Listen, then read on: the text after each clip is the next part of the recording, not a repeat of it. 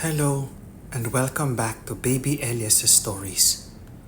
We now return to America is in the Heart, A Personal History by Carlos Bulosan. Part 4, Chapter 46. I tried to find a job in Los Angeles, but the only thing I could get was manual labor, too heavy for me. I even had the temerity to apply at the offices of the large daily newspapers. I knew without doubt that I could not get a job from them, but I thought I would try. I helped Ganzo put out an edition of his paper and went to San Pedro, where the fish canneries were just opening for the season. On my second day of work, when I was walking along the waterfront, I met Nick on his way to one of the canneries. I did not know that he had left Portland when he had been discharged from the union. One day, standing in the slight rain, waiting for the cannery to open, I wrote a short, reminiscent story entitled "The Laughter of My Father." I stuck it in my hat and forgot all about it. When I came upon it nearly 2 years afterward, I found the literary opportunity for which I had been working so hard. But in San Pedro, when Ganzo came back from his monthly tour around California for advertisements, I wrote for his newspaper without a byline. I was not paid for my work, but it was something I knew. The variety of my writings in Ganzo's paper was to become a valuable asset in later years. I found out that Nick was trying a new territory now that he was through with the canneries in Alaska. One night he invited me to go to a house not far from my hotel, and in the living room, discussing in whispers, were several cannery workers: Japanese, Mexicans, Filipinos, and white Americans. The woman of the house, a big Yugoslav, was possessed of a dynamic personality. She dominated the group, but her gentleness was unmistakable. Sometimes her husband, a longshoreman, came late at night and joined our discussion. I felt something growing inside me again. There was the same thing in each of them that possessed me, their common faith in the working man. I sat with them and listened eagerly. Sometimes I participated in the discussions. Then it came to me that we were all fighting against one enemy: fascism. It was in every word and gesture, every thought. My brother Macario was also awakening to a new decade's demands. When I went to Los Angeles to see him, I met strange people in his room. They talked wisely and sometimes exuberantly, but always they were honest, eager, gentle. They were ordinary laborers, but none of them was conscious of the kind of work the other did. It seemed to me that they were bound by a common understanding that shone in the room. I was slowly becoming a part of their thoughts and hopes. Here at last was the configuration of my labors and aspirations. In San Pedro, among the cannery workers, the old men started attending our meetings. They spoke out their minds in broken English, but always with sincerity and passion. I was amazed to find that they were politically informed. Then it came to me how absolutely necessary it was to acquaint the Filipinos with the state of the nation. When the fishing season in San Pedro was over, I left for a small agricultural town called Nipomo. I worked with a crew of pea pickers. I found a new release. The land had always been important to me. I felt my old peasant heritage returning with fresh nourishment. I knew that my future was linked with these tillers of the soil, from whose common source I had sprung. I started a little workers' school and invited the pea pickers. They were shy at first, but as the days went by, they became more natural and then bold. They were interested in American history. I quoted from memory, remembering the hundreds of books that I had read in the hospital. I traced the growth of democracy in the United States, illustrating the achievements of each epoch with the contributions of its dominant personality. Then the old men who spoke little English began to participate in the discussions. When I pointed out that the advance of democracy was related to the working man's struggle for better wages and living conditions, I felt a warm feeling of humanity growing inside me. It was easy for them to understand me, and I understood their bold, broken thoughts. I understood the simplicity of their hearts, the eagerness of their faces. I left Nipomo before the season was over, giving my place to a young man who was the most alert among them. I knew that he would finish my pioneering work among the pea pickers. I went to Betaravia, a town 15 miles away. In this little town, nestling like dried mushrooms, were Filipino and Mexican sugar beet workers. I worked with them and started another class. But unlike the Filipinos in Nipomo, these men were religious and wanted their discussions salted with biblical parables. I went to Santa Maria and bought a Bible. I started my lectures on American history, but always went back to the Bible for historical analogies. I talked about the flight of Moses and his tribe, the sorrows of Ruth among an alien people, the enduring patience of a grand old man named Job.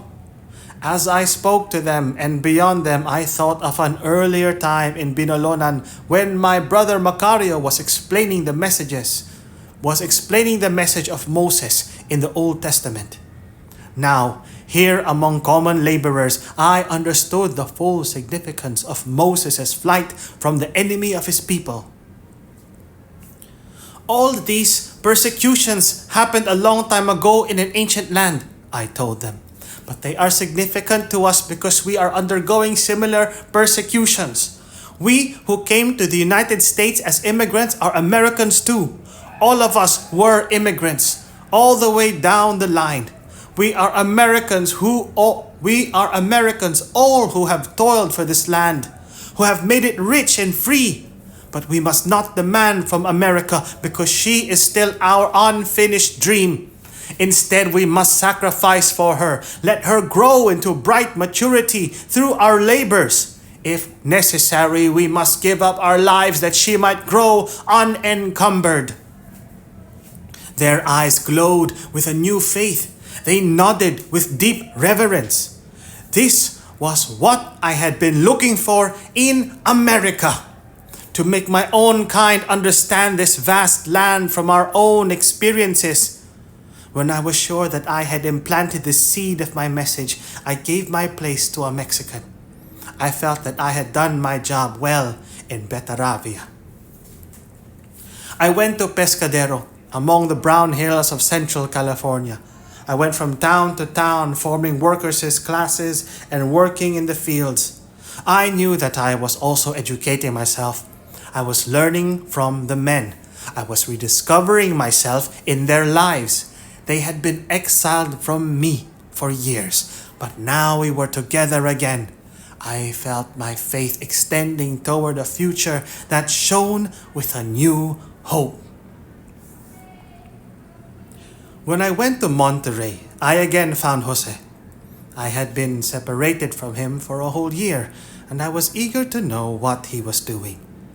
He took me to a little wooden house not far from the sea.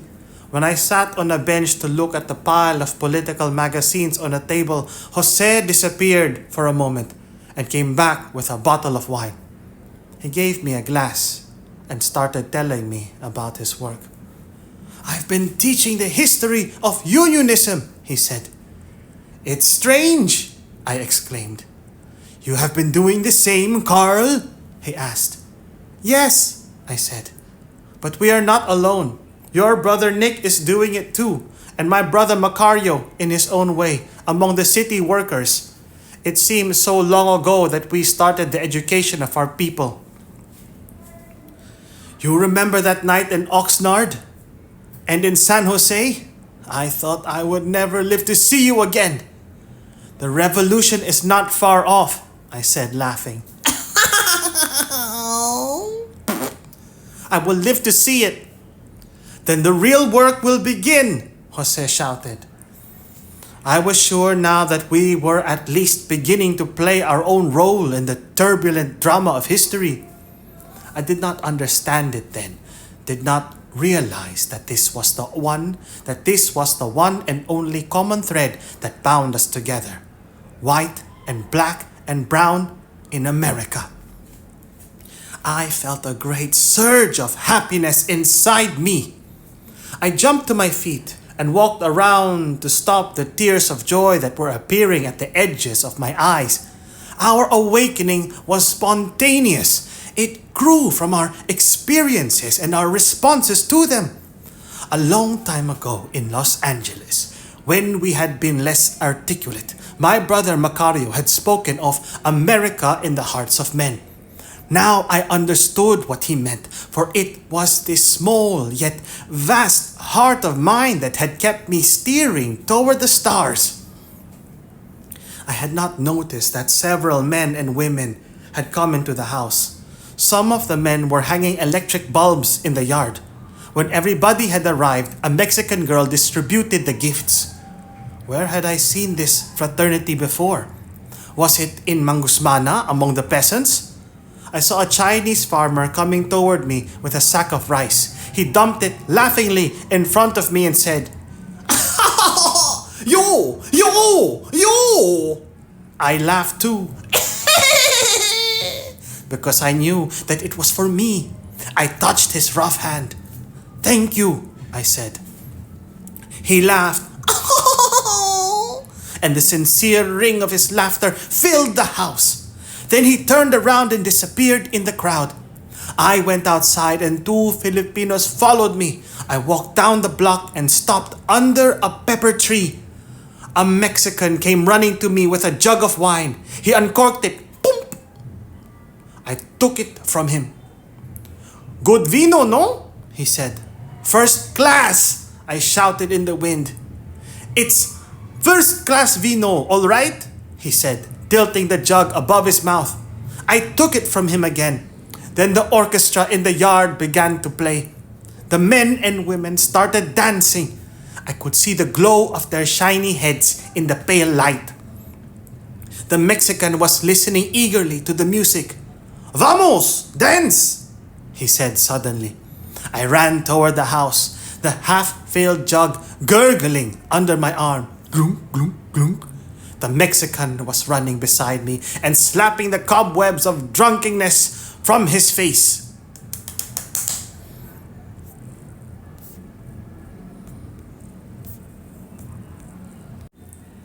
Chapter 47. One Sunday afternoon, as I sat in a bar, the radio suddenly blared into my consciousness. Japan bombs Pearl Harbor. My first thought was for my brother Macario. I ran to his hotel, past the people in the lobby, and up to his room. Joe Tauro was there, listening attentively to my brother's portable radio. It has come, Carlos! He shouted. Macario came out of the bathroom and stood behind Joe. I stood facing them, our thoughts running back to the Philippines. Suddenly, Joe slumped to the floor and burst into tears, beating the chair with his fists. My brother lifted him to his feet and motioned to me to follow them. We went out of the hotel and walked aimlessly in the streets. Somewhere on Broadway Street, we came upon Jose, who had just arrived from Monterrey with his son. The end has come, Carl, he said sorrowfully. I could not say anything. It was impossible to think now. I took his son's hand and walked on with them, thinking of the time when I was a little boy and Macario had come home from Lingayen for a visit. I had been Jose's son's age then, and the day had been like this one. I had walked comfortably between my father and Macario toward our house. I looked at the boy with sadness. I thought, will another war wreck your life? Will you be another lost person on the earth? Silently, we walked to Joe's apartment on Sunset Boulevard, where he lived alone. Joe went into the kitchen and came out with a quart bottle of bourbon. He and my brother did not drink, but the time had come for them to try it. Jose drank a whole glass. Soon he started shouting drunkenly and kicking at his wooden leg. Joe jumped to his feet and ripped off the wall a portrait of our national hero and began slashing it savagely with a knife. My brother was sitting stupidly on the couch. He was trying to drink like Jose. Why were we confused by the war? Was there nothing we could do? I realized that we had been but little boys when we had left the Philippines, and what childhood memories we cherished were enhanced by the frustration and bitterness of our life in America. I felt deeply sad that my brother Luciano was dead. He was a good soldier. He could have fought in defense of his country. But where was my brother Leon? He should know about war because he had fought in Europe. I had not heard from him since he had left our village. My father was also a soldier, but he too was dead. And my mother! What would happen to her and my two sisters? Suddenly I felt an acute remorse. Why hadn't I written to them when there was plenty of time? I drank and remembered other years. When evening came, more friends dropped in at Joe's apartment and we talked excitedly, remembered childhood names, got drunk and shouted angry words at each other without provocation. The war rekindled our loneliness with a queer poignancy. I left first, wanting fresh air.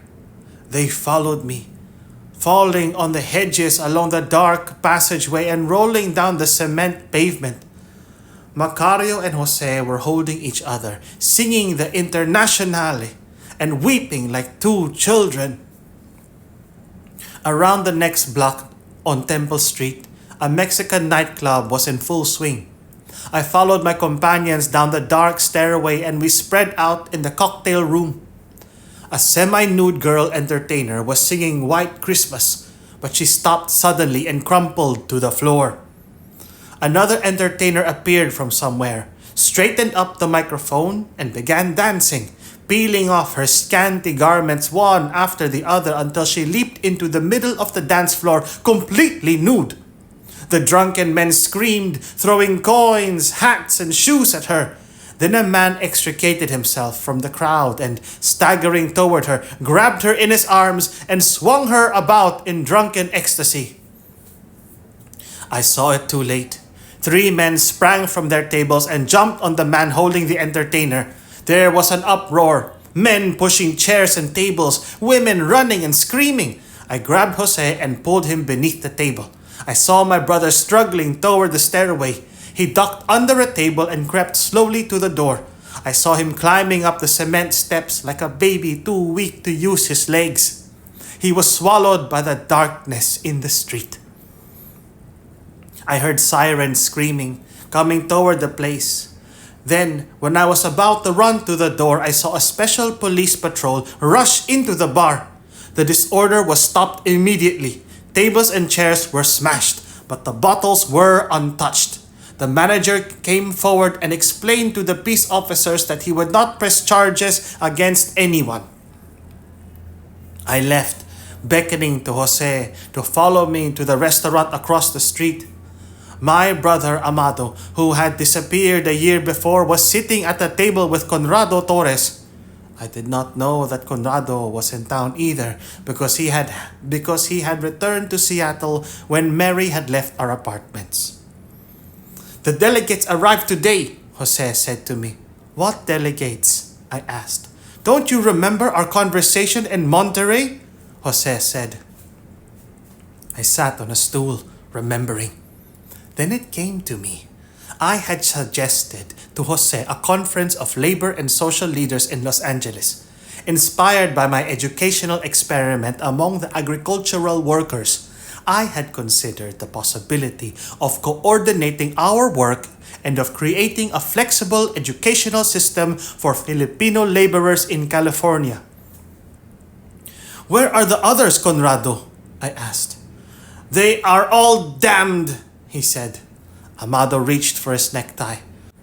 Don't talk like that in front of a gentleman, he shouted, shaking Conrado vigorously. Who is a gentleman in this stinking whorehouse? Conrado asked, slapping away Amado's hand. They punched each other in the face. They got up and pulled themselves into a narrow corner. The men moved away. Conrado grabbed my brother around the neck, but Amado wound his leg around Conrado and they crashed to the floor. Suddenly, two girls came in and sat at the table. Conrado and Amado looked up tentatively, stopped punching each other, jumped to their feet, and joined the girls. Beer! Conrado shouted. You are cute, one of the girls said. My brother started laughing with the other girl. I was angry. I hated all of them, and I despised their weaknesses. I could not understand what was happening to them. Was the war breaking them? I wanted to run away from them. I looked at Jose sadly and left the restaurant. Please, God, make me strong, I said to myself. But the confusion that created havoc in the lives of my friends lasted only a few days. We rushed to the recruiting offices when they were opened and volunteered for service. We were refused since we were classified as aliens in the National Selective Service Act. Our fight to become naturalized American citizens some years before, which had been opposed by the officials of the Philippine government in Washington, now became important and significant. I felt a personal bitterness toward a past Philippine commissioner to the United States, whose arrogance when I had presented the subject of citizenship to him revealed his incompetence and opportunism, for he later readily collaborated with the Japanese enemy during the occupation. When Binalonan was crushed by a special tank detachment that rushed from Tayug toward Manila, I went to the nearest recruiting office. As I stood in line waiting for my turn, I thought of a one-legged American revolutionary patriot of whom I had read. But Filipinos were not being accepted. I ran to Jose's room and told him to contact the remnants of the delegates. The meeting was successful. A resolution was sent to Washington asking for the inclusion of Filipinos in the armed forces of the United States. Copies of the resolutions were sent to all Filipino organizations for endorsement. Members of the delegation returned to their communities and campaigned. For once, we were all working together. Even those who had opposed our fight for citizenship were now wholeheartedly cooperating. I was waiting for this very moment. It was a signal of triumph. But it took a war and a great calamity in our country to bring us together. President Roosevelt signed a special proclamation giving Filipinos the right to join the armed forces of the United States. Filipino regiments were formed in the United States. Similar units were also formed in Hawaii. Chapter 48. A week after the fall of Bataan, a letter came from a small publisher. He wanted to publish an edition of my poems. Was it possible that I would have a book at last? Not quite sure if it was time for me to assemble my poems. I arranged and revised them in restaurants at night. I had stopped working because my right hand, the one smashed by the police patrol in Klamath Falls, was rapidly becoming paralyzed. I wrapped my hand tightly with a towel and wrote slowly, painfully until the cold outside air came into the restaurant and stopped me. When the manuscript was finished, I sent it to the publisher. I began another assignment, a small anthology of contemporary Philippine poetry. My anxiety about my relatives in the Philippines dampened the excitement I would have felt at this notice of my literary work. Here was something I had been working for with great sacrifice, but the war had come to frustrate all feelings of fulfillment. When the bound copies of my first book of poems, Letter from America, arrived, I felt like shouting to the world. How long ago had it been that I had drunk a bottle of wine because I had discovered that I could write English?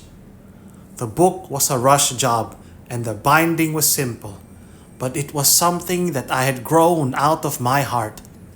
I knew that I would not write the same way again. I had put certain things of myself in it, the days of pain and anguish, of starvation and fear, my hopes, desires, aspirations, all of myself in this little volume of poems, and I would never be like that self again. I put a copy of the book under my coat to keep it from the rain that had begun to fall, and went to Amado's hotel. I hoped I would be able to thaw his anger forever. For ever since I had struck his face, I had been feeling a deep emptiness. But Amado was not in. I went to several places. I could not find him. I walked silently in the rain. I had written a book, but I had no one to share my happiness. The aching emptiness of our life in America came to me, and I was angry and sad and tragic. I was deep in memories. I could not feel the heavy rain anymore. I walked to Temple Street slowly, scarcely knowing that my steps were moving in that direction.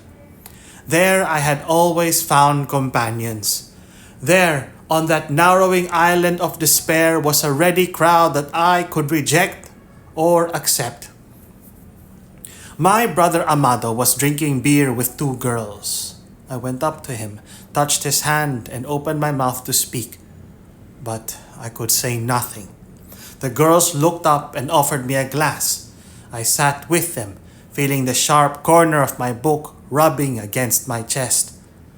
I wanted to show it to my brother, but his silence came between us. Then one of the girls, thinking perhaps that I had a bottle of whiskey under my coat, pulled at my arm. When she saw that it was only a book, her joyous anticipation vanished. "It's a damned book," she said. "Yes, it is my book," I said. "Ha ha ha ha ha!" She laughed. "Poetry!" She began tearing out the pages and throwing them at my face. "Shh! Shh! Don't do that, please," I said, rising to take the book away from her. It was like tearing my heart apart. Amado suddenly grabbed the book from her and gave it to me. Then he got up and started beating her with his fists, cursing her. "Let my brother alone!" He struck her again. "Let him keep his poetry, you goddamn whore!" The girl fell on the ground. The girl fell on the floor. The other girl looked dully at her. I picked her up and gave her a glass of beer. She looked at me and began crying brokenly. "I just felt bad, that's all," she said. "I just felt bad. If you stay on in this lousy street, you'll be ruined. See what happened to me? I wanted to be an actress. I came from a nice family in Baltimore." I put the remnants of the book under my coat and walked to the door. Amado got up to say something, but stopped and looked down in defeat. I thought his unforgettable left hand would be raised as in other times in Mangusmana, Lompok, and Bakersfield, but he filled the glass and gulped down the beer, closing his eyes. I saw only the long scar that wound to his wrist. A few days later, Amado came to my room with all his belongings. "I'm joining the Navy, Carlos," he said. You are too sick to go, I protested. There is always the transport service, he said. I took him to breakfast. Then we went to the station and waited for his train. I kept remembering when he had run away from our village. I kept remembering his last words. Now this was another parting, and perhaps there would be no return. He kept twirling his large thumbs. I looked at his thumbs again, flat on the top like a spatula, hard and cracked with toil. I doubled my fists inside my pocket. I'm sorry that I was not able to help you, I whispered to myself. Did you say something, Carlos? He said suddenly. I think your train is ready, I said. He got up and took my hand. He put something in it and ran to his bus. It was a little envelope that contained $25 and a note. He had written, I'm not as well read as you are, but I know that a little volume of poetry can give something to the world. I could have striven to raise myself as you have done, but I came upon a crowd of men that destroyed all those possibilities. However, I'm glad that I remained what I am, because it will give you the chance to see your own brother in darkness. In fact, it will give you another chance to look at yourself when you were like me. My lostness in America will give you a reason to work harder for your ideals, because they are my ideals too. I did not have a rich and easy life, but it was my own. I would like to live it over again. I'm sorry that there are people who hate and destroy in our time. I'm sorry that they kill. There is so much to do, if not for each other, for the world. I know this is not the last goodbye, but if I'll not come back, I know that you will make me live again in your words. I'm sorry that I can't understand all that you are doing in America, but I'm sure that it's for the good of us all. You are my brother, and that is why I know. Goodbye till we meet again, Carlos. At last, in this war that had come upon us, we had found a release for our desires. One by one, my friends left for the armed forces. When Amado had gone, Macario stopped working and walked the streets aimlessly for weeks, then joined the army the day Corregidor fell to the Japanese. We sat in his room the day he enlisted, remembering the Philippines. I reminded him of the time when he had read primers at the side of my sick bed, and he laughed when he recalled the story of Robinson Crusoe. The world is an island, he said again, remembering. We are cast upon the sea of life, hoping to land somewhere in the world. But there is only one island, and it is in the heart.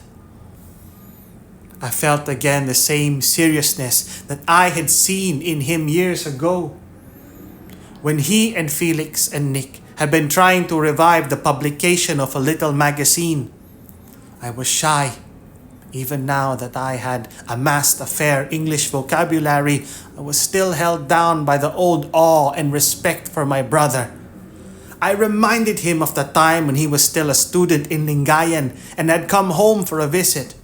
There was nothing to eat, so in the darkness of night we had gathered snails in the mud under the house.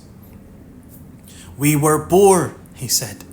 We walked to the station and waited for his bus. Keep all my books intact because I'd like to come back, he said. I'm not going on a worldwide crusade to save democracy. I don't want to talk about going away. I'm just doing my job. But however small it is, I'll try to do my best. I think this is really the meaning of life, the extension of little things into the future so that they might be useful to other people. I kept remembering the past. He was the last to go away from me, while I was the last to go away from our family. Don't fail to tell Nick to follow me soon, he continued, and say goodbye for me. He got up suddenly and took my hand, pressing it affectionately. I could feel the roughness of his toil-worn hand. The toughness of his palm revealed more of himself than his words. I was ashamed of my little soft hand in his. Then, as though he remembered something of great importance, he gave me 10 cents. "Don't forget to give this to the Negro boot black across from my hotel," he said. "I forgot to pay him today." He ran to the bus and climbed in quickly.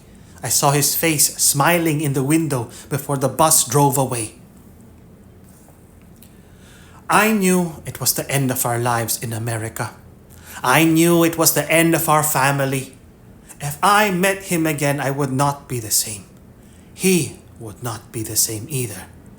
Our world was this one, but a new one was being born. We belonged to the old world of confusion, but in this other world, new, bright, promising, we would be unable to meet its demands. I walked toward my hotel. In my room, standing against the mirror, Macario had left a large envelope. I found $200 in it, a social security card and a photograph of himself.